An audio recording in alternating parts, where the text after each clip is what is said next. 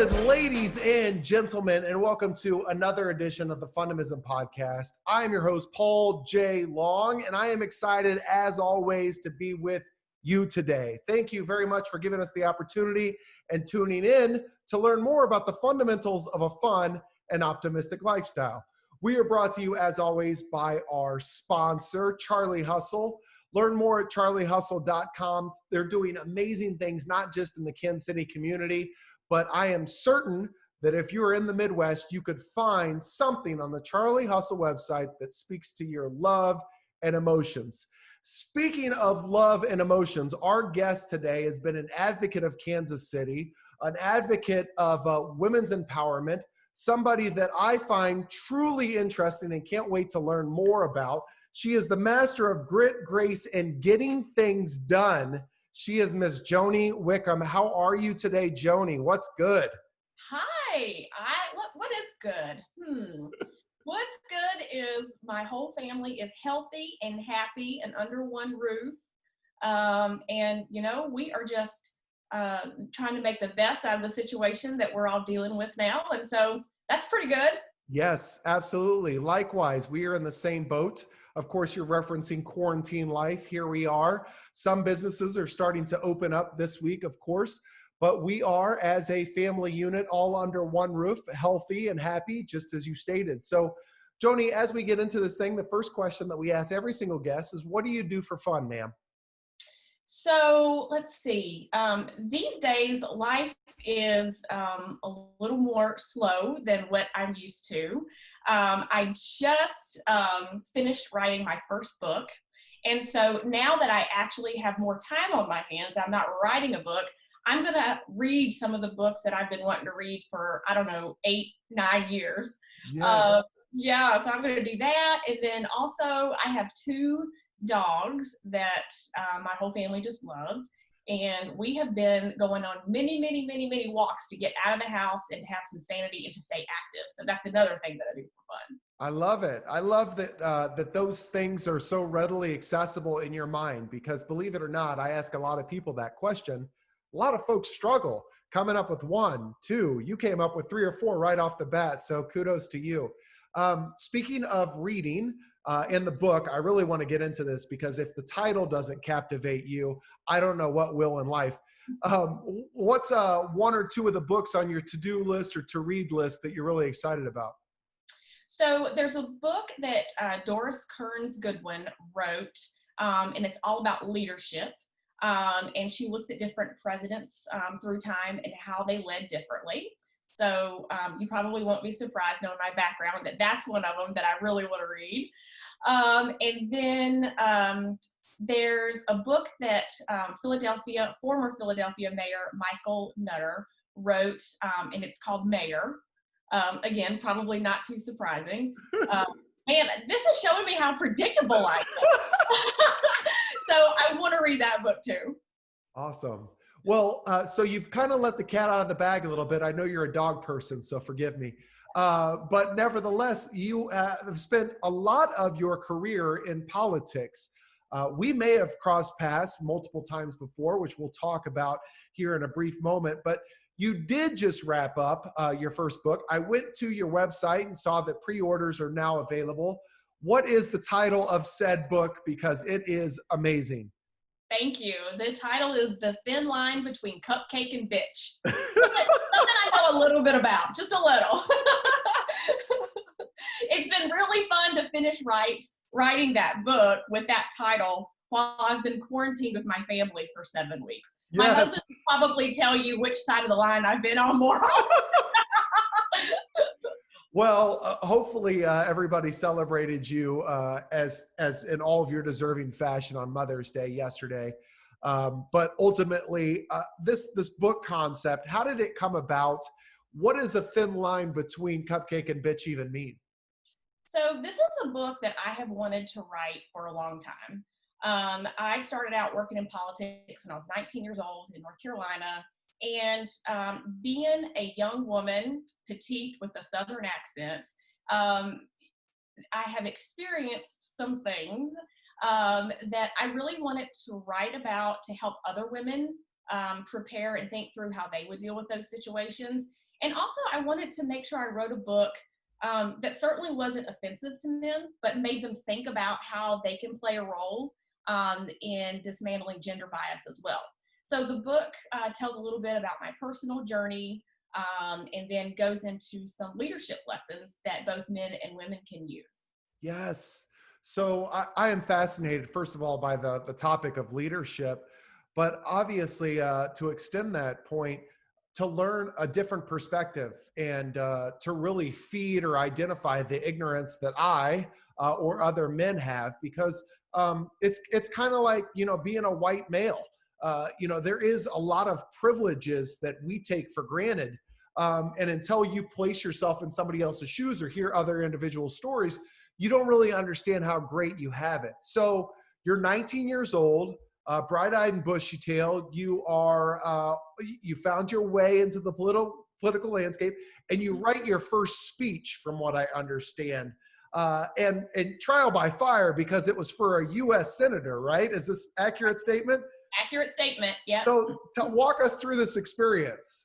Yeah. So here I am, like you said, 19 years old, didn't have any political connections. I come from a very modest background, grew up in a trailer in the middle of a tobacco field, and found my way to really being interested in politics, policy, and government.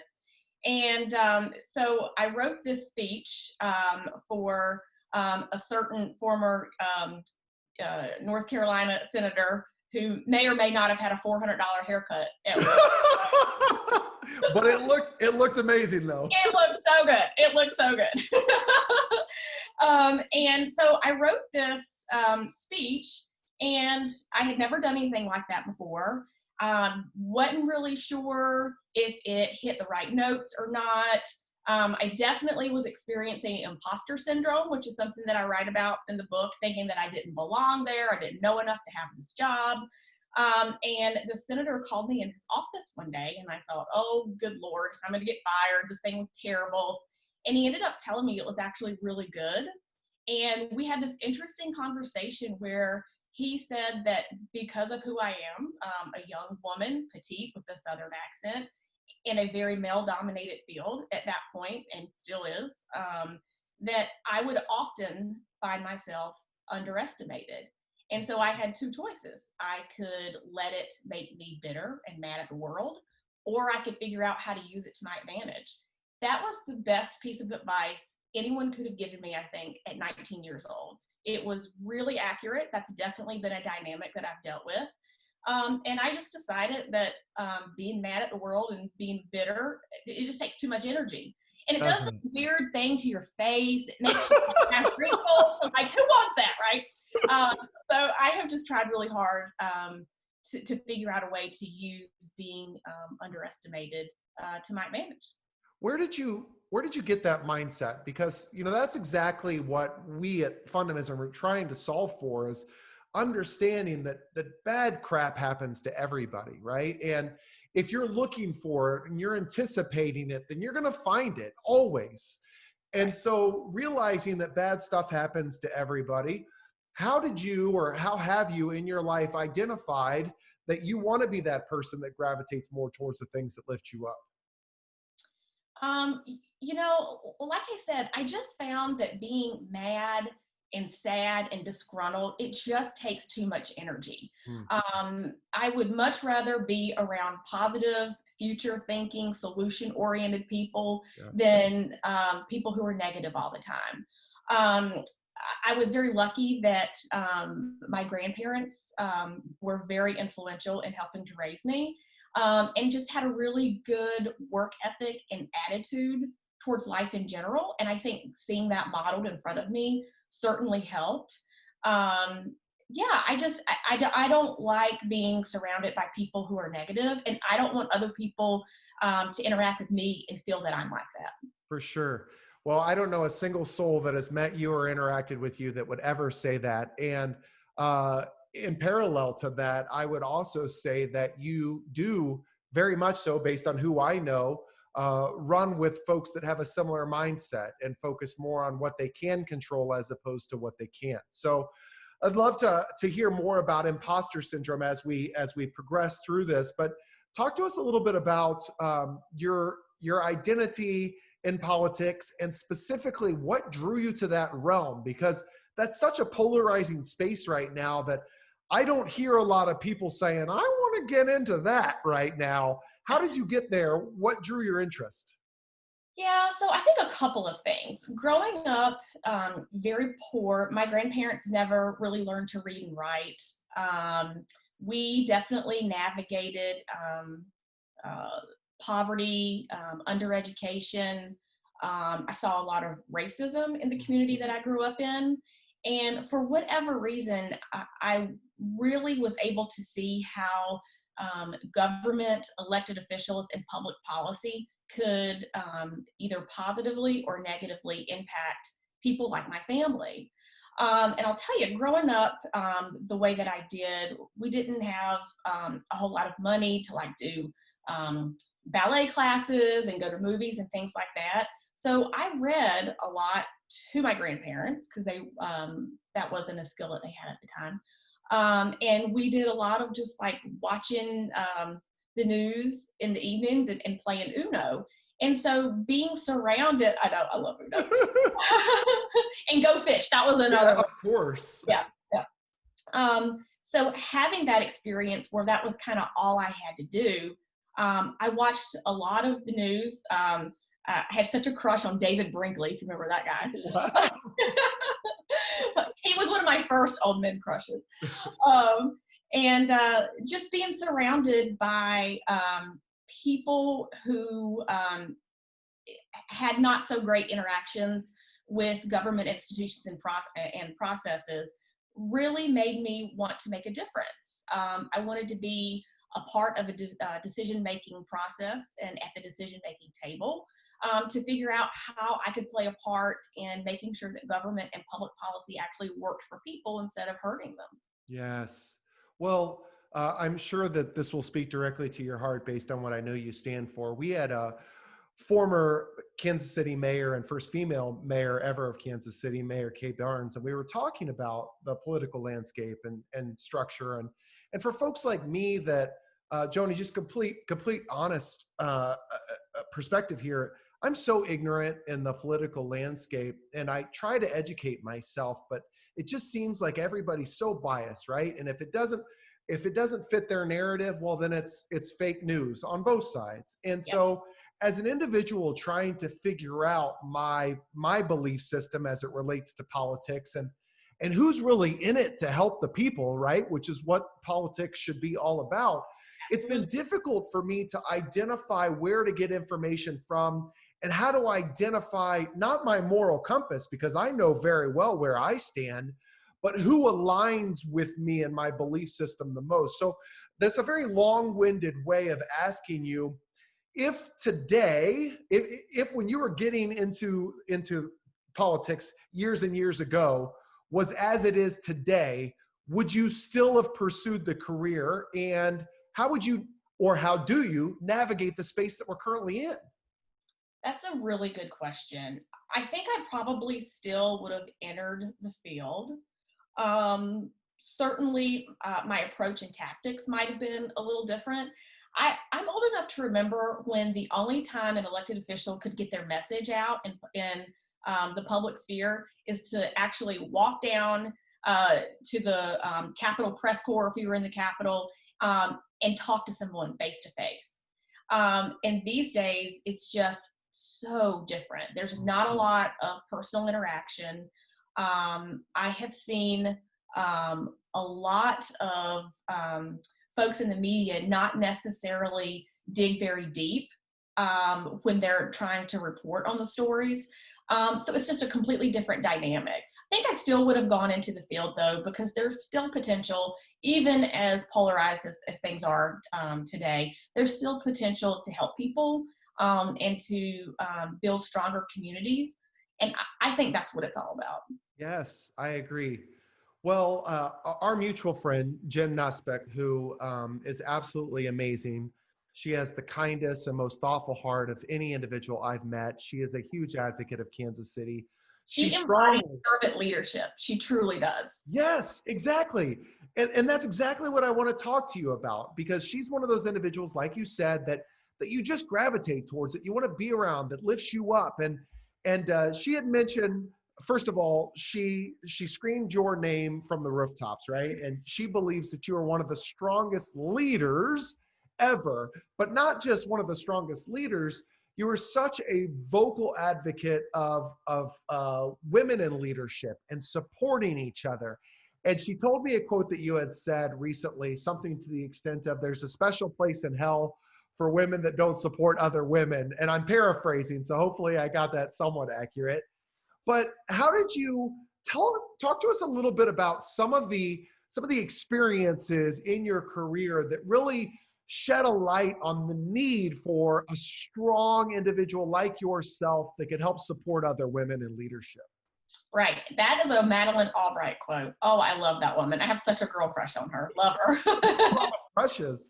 I want to know, you referenced that's my first old man crush, insinuating that there's many old man crushes. Yes, for sure. My friends know this about me. Yeah. My husband's 20 years older than me, so he appreciates that too. Okay, awesome. So I feel like it's really important for women to support other women, because we have to build a community to make sure that we understand the things that each other are going through, so that we can support each other and help bridge any experience gaps that people may have, skills gaps, that sort of thing. When I was first beginning my career in politics, I didn't even know, true story, I had no idea that women had different sorts of business suits. When I got my first job interview, one of my professors, thank God, asked me where I was going to go shopping to get my suit for my job interview. And I told her I was going to go to Men's Warehouse and have my grandma basically tailor a men's suit, because I had never seen a woman wear a business suit before. Wow. In my family and in my background, that just wasn't something that I saw very often. So that woman really helped me, number one, not embarrass myself. But that's just one example of like an experience gap or a skills gap that if not for another strong woman leader, I would have walked into that situation and very plainly embarrassed myself. Wow. So where did you end up getting your suit? What ended up happening with that? Okay, so my professor at Meredith College, God bless this woman, she took me to Belk, which is kind of like a Dillard's. I don't even know if they still have those stores anymore. It was a popular chain in the Southeast. Wow. I would have never guessed. I mean, again, ignorance, right? I wouldn't know where to go and find, and to your point too, like that was probably a different time in that, you know, you're really starting up, you're trying to figure it out. You're ignorant too, because you're younger and trying to identify your identity and all that stuff. Man, it's so amazing that unless a forum or environment is created like this to learn more about the perspective of others, the f.u.n, and learn more about the trials and tribulations that allowed them to get to the place they are, or develop into the person that they've become, you quite honestly could walk through life missing out on a lot of growth opportunities for yourself. And Right. so, go ahead. No, I was just going to say, we as humans, we don't know what we don't know until it hits us in the face, For right? sure. So I absolutely agree with you there. So speaking of not knowing what we don't know until it hits us in the face, you are an astute studier of leadership and of self-development. What are some of the lessons that you've learned that have really resonated throughout the years for you, specifically to leadership? These could be things that you help and instill in folks that you coach or consult, or ones that specifically just resonated with you. Resiliency is at the top of that list. There have been so many times that if I or the team around me or whatever elected official I was working for at the time didn't have strong resiliency, we would have all just fallen apart. And that's just not in politics either. That's just a good skill to have no matter who you are or what you're doing. Because as we mentioned earlier, life isn't always pretty. Sometimes we fall down, but we always have to get back up and keep trying. For sure. So I think resiliency is key. Another important leadership trait, I think, is work ethic. This is something that I think sometimes gets ignored. Work ethic can really set you apart, particularly in a time like this where we have lots of digital mediums. I think success can sometimes look like it comes quickly, but for a lot of people, we have to spend years getting to the place that we are. So I'd say resiliency and work ethic are at the top of my list. I love those 2 points, and specifically what folks see in individuals like yourself or Jen Nussback or Mayor Sly James or the individual that had a $400 haircut. We see the end game. We see the ultimate spotlight, but what we don't see is everything that it took to get there. And so we could easily say, well, I could be there too if indeed I lived a privileged life, or I could be there too if indeed I was given, an opportunity or whatever it may be. When in reality, the truth of the matter is, we worked our butts off for those opportunities. There's some that didn't, but I know you, specifically a little bit of your backdrop, and I know that you worked your frickin' tail off to get where you are. And so I admire as far as you've come, and know that there's still a very long runway based on the release of this book and what you're doing now, which we're going to get to. I admire your resiliency through this. It probably didn't come without challenge, as you mentioned before. So to whatever level you're willing or comfortable in sharing, I believe vulnerability is an amazing leadership trait. It's one of my favorites. I know that people can learn from the challenges that we face if we communicate them in a manner in which there is a life lesson. So can you talk to us a little bit about times in your career where you had to express resiliency? You were faced with an extreme challenge or something that seemed a significant roadblock, and maybe even something that you couldn't overcome, but you did. Sure thing. I really, when I first went to graduate school, I was convinced that I wanted to get my PhD in political science and teach eventually. I kind of figured out along the way that I wanted to have a more practical influence on public policy, but I had no political connections. I write in my book that oftentimes when I've gone into political offices, there's a lot of talk about how people got there, and several times in my career, I've worked with people who admit that they got their jobs because they had family members that contributed to an elected official, that sort of thing. And I write in my book about how I have never had a family member that even could contribute to an elected official. And I think I have a few family members who probably can't vote because of their criminal records. So when I decided that I wanted to go into politics, I really had no idea how to even get started. I just didn't have that network available to me of people who could open doors. So again, resiliency, I just had to work my butt off and make sure that I took every opportunity that I had to network, to really exhibit my work ethic, so that when people saw that, they knew that I was worth giving a shot. For sure. Well, I believe wholeheartedly in energy. I believe that the energy you put out in this world will be thrown back at you tenfold. And you had mentioned earlier about the importance of relationships and surrounding yourself with the right people. Sometimes the universe places these individuals in our life. Sometimes you create the opportunity for these individuals to be placed in your life. Who are some significant leaders or individuals in your life that really impacted the trajectory of your career and got you to the place that you could proudly say that you are today?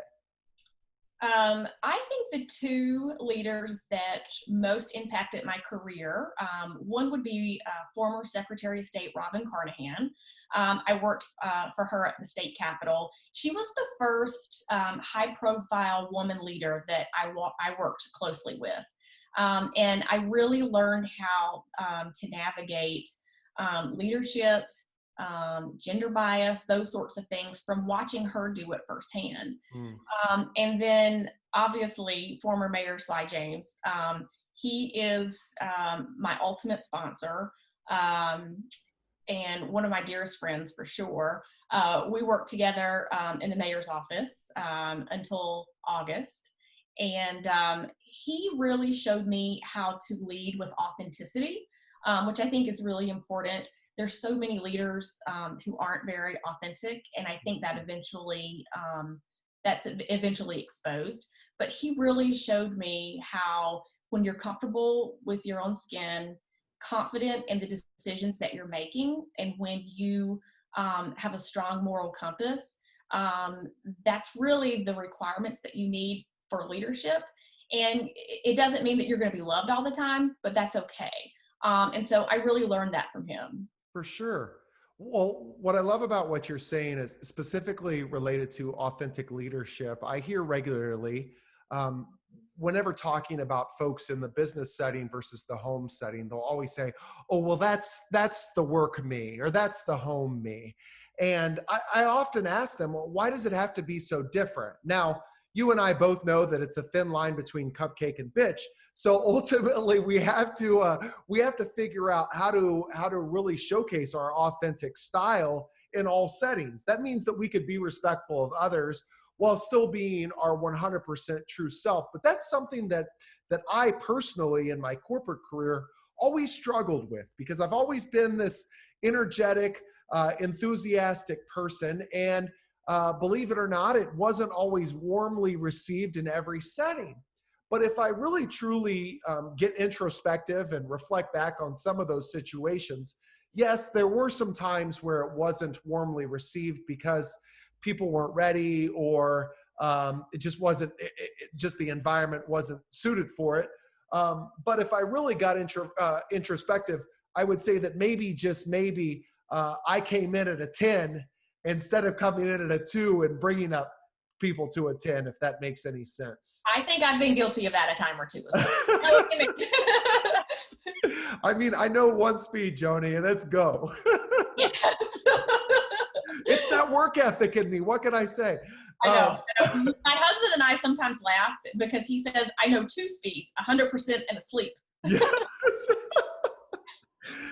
I feel like even when I'm sleeping, I'm that dog that's constantly, you know what I mean? Yeah. Mayor Sly James is an amazing gentleman. He is my brother in bow tie arms. The gentleman's style and pizzazz, and the way that he really leads with authenticity is something that I admire a great deal. And when I had mentioned earlier that maybe we cross paths, I don't know. When Mayor Sly James was going to events in his role, did you find yourself attending most, if not all, of those events? Quite a few. Yeah, depends on like what else was going on at the moment and where the events were. Sure. Well, there was an event years ago. It was like a walk the runway style event, and it was a fundraiser. And somebody had called my buddy John Stoner and I to walk the runway. And sitting front row when we walked out on stage, and this is, I mean, Mayor Sly James has always been kind of an idol. I mean, since he's been in public office, and I walk out and I see this gentleman, and we have the bow tie in common, and I am so enamored with his style that I immediately want to stop what I'm doing and go introduce myself and say, see, we're not that different, right?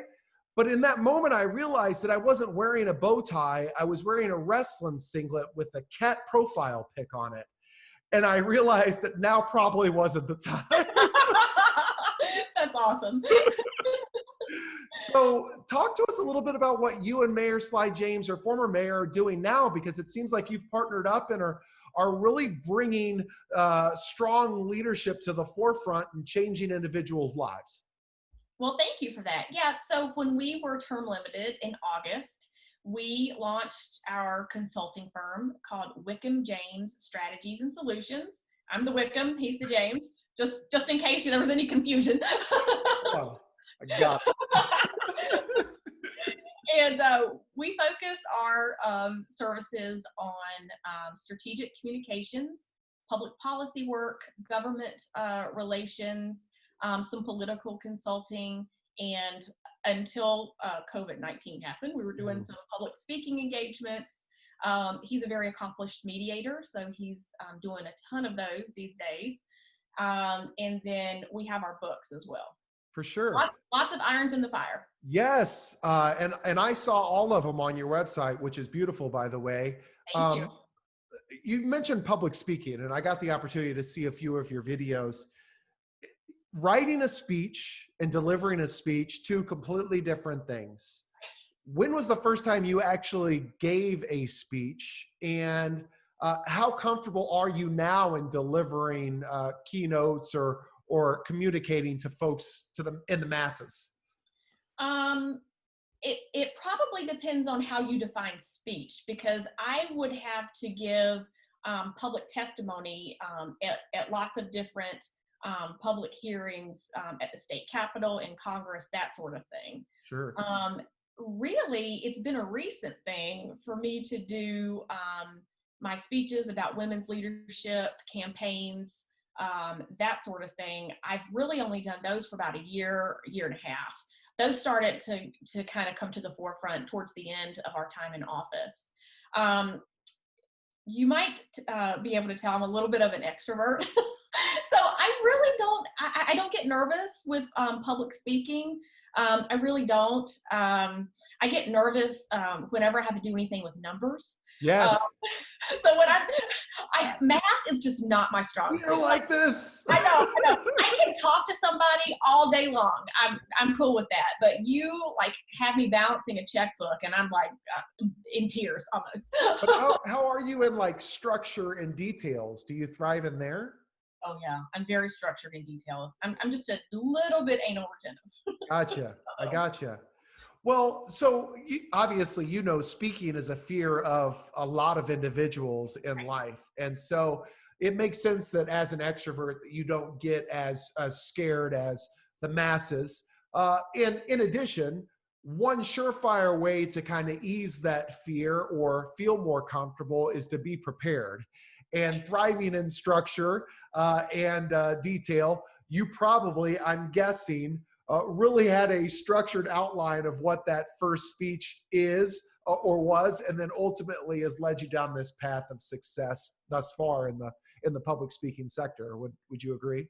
Yes, absolutely. I really set you up for success in that question. Do you agree? Yes. Yeah, There's that softball.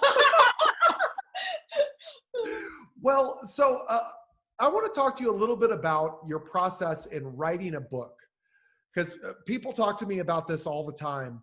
And I always say that writing the book was the easiest thing I ever did. Starting the process, sitting down, putting my thoughts on paper, easiest thing I've ever done. Hardest thing I've ever done, finishing the book. Because what started as fun and me sharing experiences and what got me to this place or wherever I am today, ultimately became more of a job and became a to-do, which I don't really enjoy as much because I really gravitate towards the things that give me strength. And so it became a very tedious task that I didn't look forward to doing anymore when I had to force myself to sit down and write.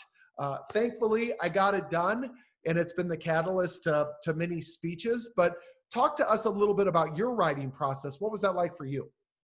Sure. So as I said earlier, this is a book that I have wanted to write for a long time. I never had the space to do it, particularly when I was chief of staff for almost 6 years. That is a 24/7 job. And I've got a 7-year-old little girl. So I just have had a lot of irons in the fire for the past few years. And Sly is the one who told me back in September, basically he said, what the hell are you waiting for? Just write it. You want to write it. Right. And so he's the one that pushed me finally to do it.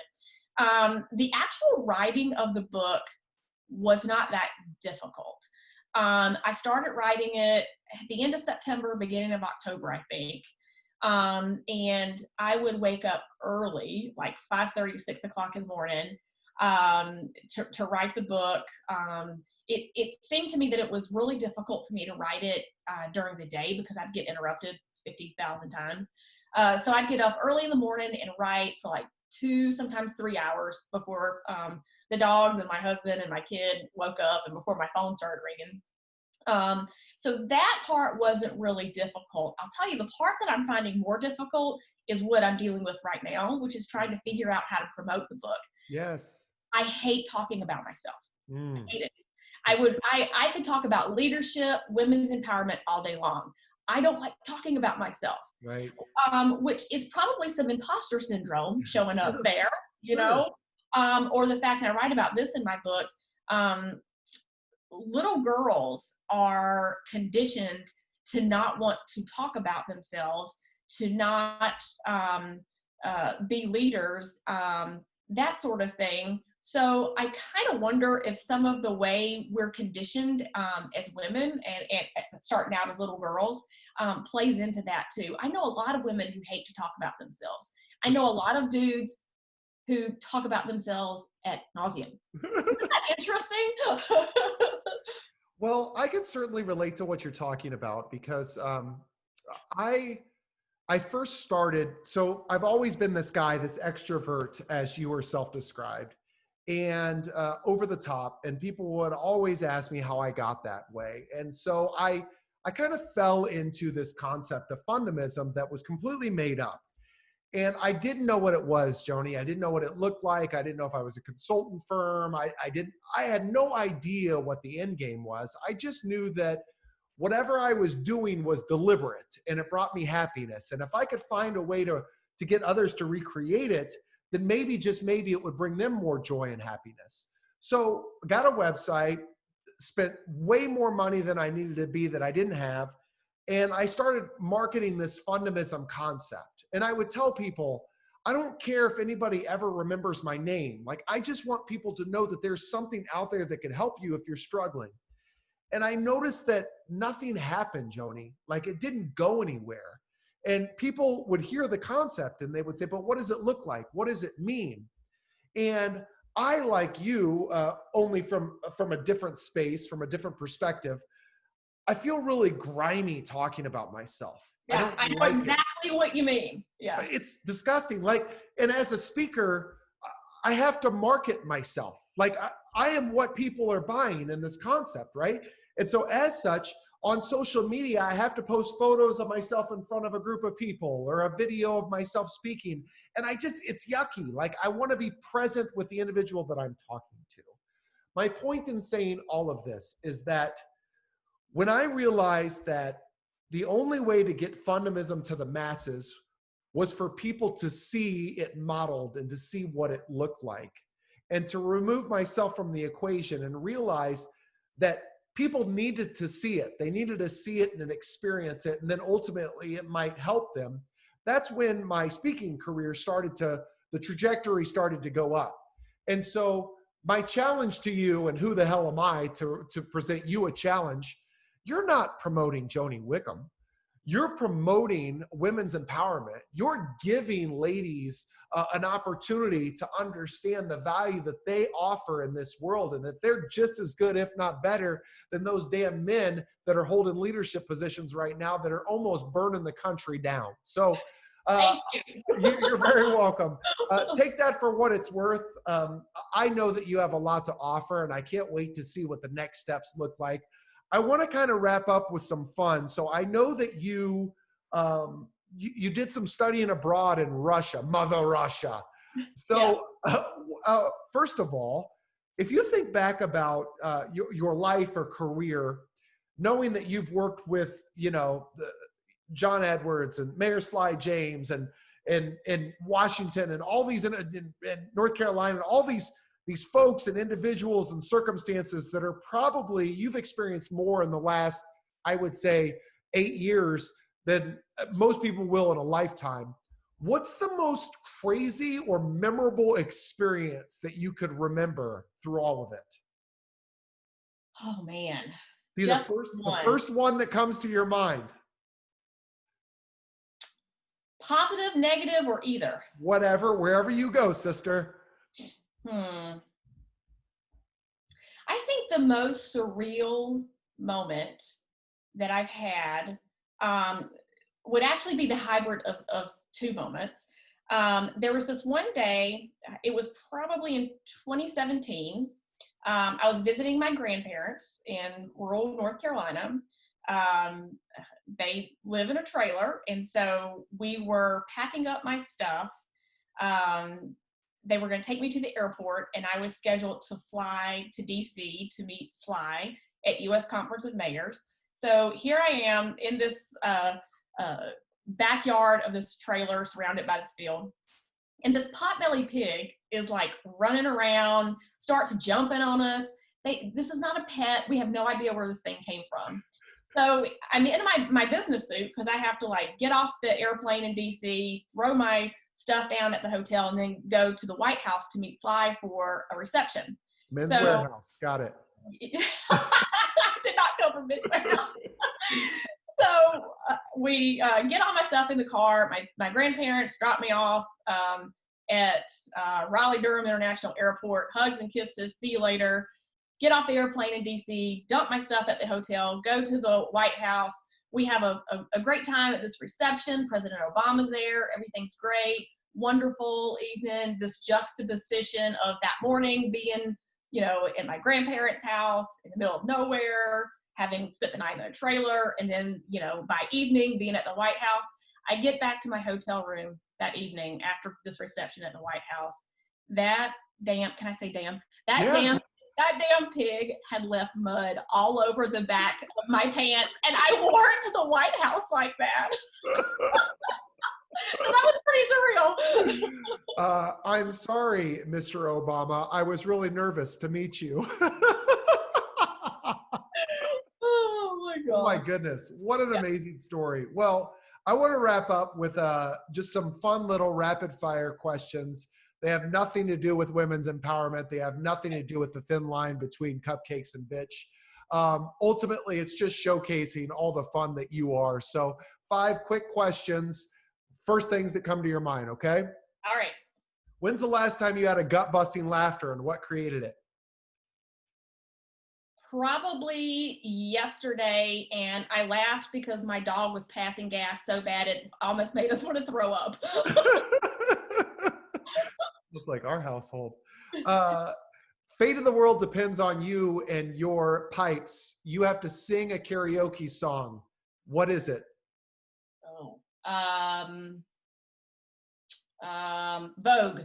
Oh, yes. That is actually a personal favorite of Miss Jen Nuspick. So I didn't even know that. Yeah, for sure. Matter of fact, there's an open challenge to Jen and her other friend, Jen Spada, to sing Vogue karaoke style on Twitter. So maybe you could help me push a little bit there. Absolutely. You mentioned Uno. You mentioned Go Fish. Favorite board game of all time? Operation.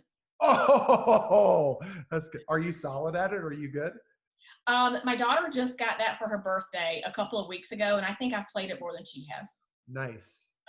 We got that too. And of course, it's out of batteries. And there's one thing in this world that you'll never have enough of, which is batteries. Yes. And vodka.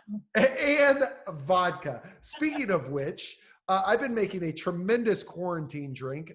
Too much sugar, of course, but that's kind of my lifestyle. Sprite, vodka, and a splash of grenadine.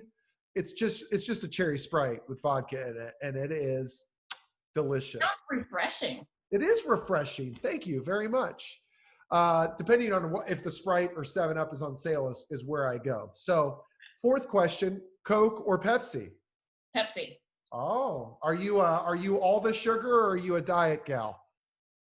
All the sugar. Yes. Yes. All right.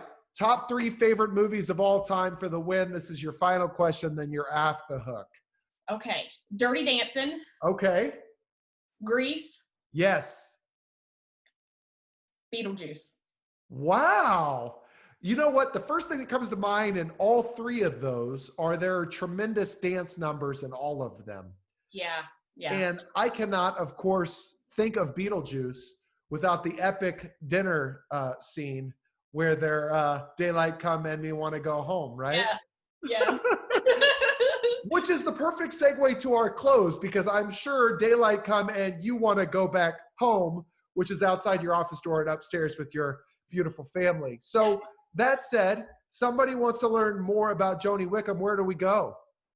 I would love for you all to go to www.wickhamjames.com.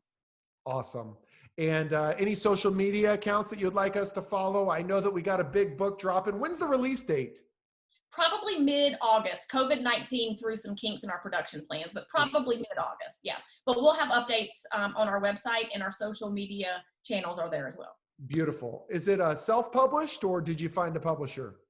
Ascend Books is my publisher. Good for you.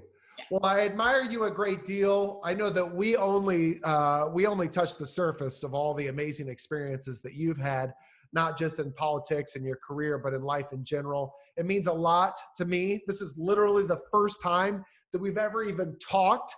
You didn't know me from Adam, and you had confidence and trusted in me enough to hopefully wear the white gloves and treat you with respect. You earned it. I greatly appreciate you and all that you do for Kansas City. Any last words of wisdom coming from a local KC legend when all is said and done? I feel way too young these days to be a legend. I just really appreciate you and everything you do to generate positive energy. Particularly these days, we could all use a little bit more of that. So thank you. Thank you. Well, as always, we'd like to thank our guest, Joni Wickham. We'd like to thank you, the Fundamism podcast listener, because without you, we couldn't be whatever the heck we are. As Joni mentioned, we're all about shedding positive light into the world that needs it now more than ever. So go out, have some fun today. And you know what? Create some fun in the life of somebody else. It could be the only thing that they have or need to make it through a difficult time. From the bottom of my heart, I'd like to say thank you. Until next time, deuces.